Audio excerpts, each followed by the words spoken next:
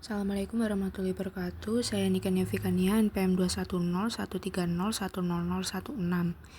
Saya adalah mahasiswa Prodi Akuntansi, Fakultas Ekonomi dan Bisnis, UPN Veteran Jawa Timur, tahun ajaran 2024 dan 2025.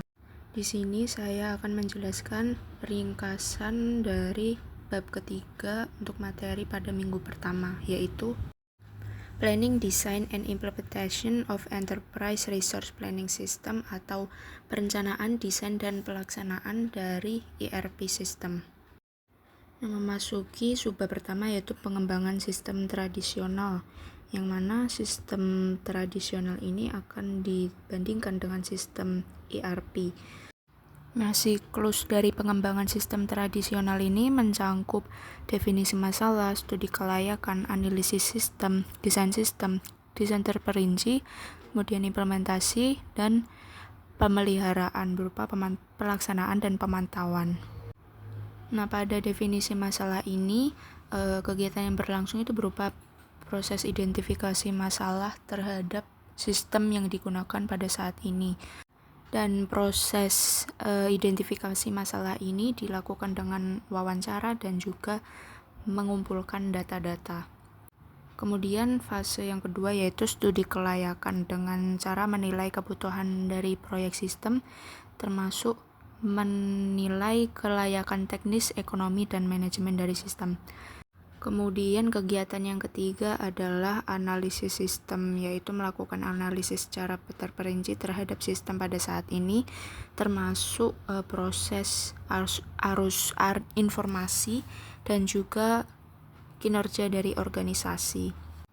Alat yang digunakan dalam melakukan kegiatan ini adalah berupa model proses logis dalam penyajian sistem dan juga model data logis pada saat sistem pada saat ini. Kemudian yang keempat yaitu desain sistem, di mana kegiatannya berupa pengembangan tujuan terhadap sistem baru serta melakukan rekayasa ulang dari proses serta informasi. Dan alat yang digunakan adalah model proses logis dari sistem yang telah diusulkan serta bagian organisasi dari sistem. Kemudian fase desain terperinci, yang mana dalam fase ini dilakukan perancangan spesifikasi terhadap sistem yang diusulkan, dan alat yang digunakan adalah spesifikasi dari desain program, desain keluaran, masukan, dan basis data, serta desain formulir. Selanjutnya yaitu proses pelaksanaan, di mana pada kegiatan ini implementasi dari perangkat lunak sistem serta pelaksanaan pelatihan dari user terakhir, serta melakukan pengembangan sistem pelaporan dan juga melakukan pengendalian desain serta keamanan. Dan alat yang digunakan adalah pengkodean, pengujian, serta dokumentasi dari sistem. Kemudian pada fase terakhir adalah berupa pemeliharaan, di mana kegiatan yang berlangsung berupa dukungan teknis secara berkelanjutan terhadap sistem, serta melakukan peningkatan berkelanjutan dan pengembangan lebih lanjut dari sistem. Jika sebelumnya adalah pengembangan sistem dengan basis tradisional, maka ini adalah pengembangan sistem menggunakan ERP, dan proses dari sistem ERP ini tentunya berbeda dengan proses pengembangan sistem secara tradisional. Pada proses ini mencangkup perencanaan, analisis persyaratan atau kebutuhan, desain terperinci, implementasi, dan kemudian pemantauan dan pengembangan secara berkala. Pada langkah pertama yaitu berupa perencanaan, di sini dilakukan penilaian terhadap kebutuhan serta justifikasi bisnis berdasarkan perbedaan antara sistem sebelumnya dengan sistem yang diusulkan. Dan untuk melakukan kegiatan ini dilakukan wawancara serta melakukan justifikasi biaya.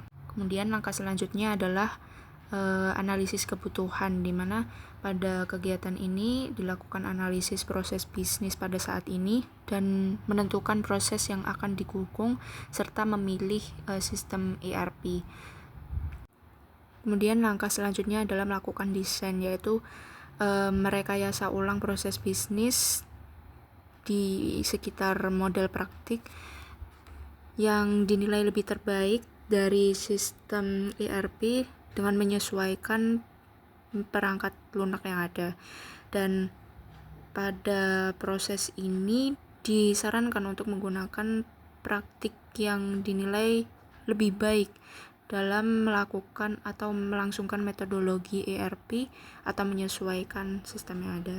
Kemudian langkah selanjutnya adalah melakukan desain secara terperinci, mulai memilih model, proses input, serta output standar lainnya. Dan alat yang digunakan berupa prototipe interaktif. Kemudian langkah selanjutnya adalah desain terperinci, di mana pada step ini diharapkan atau diarahkan untuk memilih model, proses, serta informasi yang didukung oleh sistem. Pada desain terperinci ini menggunakan metodologi praktik yang dapat menyediakan model yang dapat menunjang proses bisnis bagi tiap area fungsional pada bisnis. Kemudian step selanjutnya adalah pelaksanaan dengan cara mengkonfigurasikan sistem serta memigrasi data dari sistem lama ke sistem baru, dan juga melakukan pengembangan antarmuka dengan menerapkan sistem pelaporan, lalu melakukan pengujian serta melakukan atau menerapkan pengendalian dan keamanan, dan selain itu juga melakukan pelatihan terhadap user terakhir. Kemudian step terakhir adalah pemantauan dan pengembangan secara berkala, yaitu dengan memberikan dukungan teknis serta peningkatan terhadap sistem dan juga pengembangan secara lanjut dari sistem yang telah diterapkan. Nah, berikut ini adalah langkah-langkah implementasi dari ERP, yaitu yang pertama adalah dengan menetapkan izin dan keamanan kepada pengguna, sehingga hanya penggunalah yang memiliki akses kepada informasi yang diperlukan sesuai dengan peran yang mereka miliki. Lalu yang kedua adalah memastikan data yang dipindahkan dari sistem lama ke sistem baru itu akurat, serta menjembatani bagi data untuk dapat melakukan transisi secara lancar. Lalu yang ketiga adalah membangun koneksi atau antarmuka dengan sistem lain seperti perangkat lunak perkantoran guna memastikan kompatibilitas serta operasi yang lebih efektif. Lalu yang keempat adalah melakukan dokumentasi selama proses dan memastikan dokumentasi yang disediakan oleh vendor telah tertinjau dengan cermat. Lalu yang kelima adalah pelatihan terhadap pengguna akhir, guna memastikan jika pengguna telah siap dan cakap dalam penggunaan sistem secara lebih baik, dan pelatihan ini juga penting untuk keberhasilan implementasi dari sistem. Kemudian membuat strategi untuk menentukan apakah perkembangan sistem dilakukan secara berkelanjutan atau tidak, dan juga apakah sistem ini akan diterapkan secara langsung ataupun secara bertahap. Lalu melakukan analisis risiko di setiap fase proyek dengan menyiapkan rencana tindakan apabila timbul masalah, dan hal ini juga membantu untuk meminimalisir risiko penundaan maupun adanya biaya yang membengkak. Nah, lalu yang terakhir adalah saran untuk mengikuti metode implementasi dari vendor untuk menghindari atau meminimalisir adanya risiko. Dan apabila tidak, maka perusahaan juga memerlukan adanya penilaian risiko selama proses implementasi berlangsung. Nah, adapun faktor-faktor yang perlu diperhatikan ketika mengkonfigurasi sistem ERP, yang pertama adalah kepemilikan data. Selama pengimplementasian, maka penting untuk menentukan pihak yang bertanggung jawab terhadap keamanan, keakuratan, serta integritas data. Hal ini dikarenakan sistem ERP juga sering melakukan penggabungan data dari berbagai sumber, sehingga penting untuk menetapkan kebijakan terhadap kepemilikan data secara lebih jelas. Kemudian faktor yang kedua adalah distribusi prosedur, di mana proses bisnis di dalam suatu organisasi perlu adanya desentralisasi atau seperti penghematan biaya maupun konsistensi, maupun dikelola secara lokal untuk lebih fleksibel dan juga responsif dari kebutuhan lokal. Dan keputusan ini penting untuk ditetapkan untuk guna menentukan bagaimana prosedur yang akan dijalankan pada sistem ERP.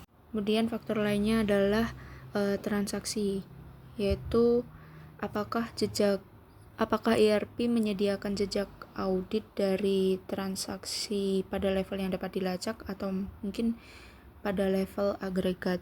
Dan pada kasus ini, jejak audit ini sendiri menjadi salah satu catatan yang memungkinkan pelacakan transaksi dari awal hingga selesai. Dan hal ini digunakan untuk memastikan adanya transparansi dan akuntabilitas. Dan hal ini juga penting untuk memastikan jika sistem telah menyediakan jejak audit pada level yang dapat dilacak dan juga lebih agregat guna membantu manajemen dalam hal pengawasan dan peninjauan transaksi secara lebih efektif.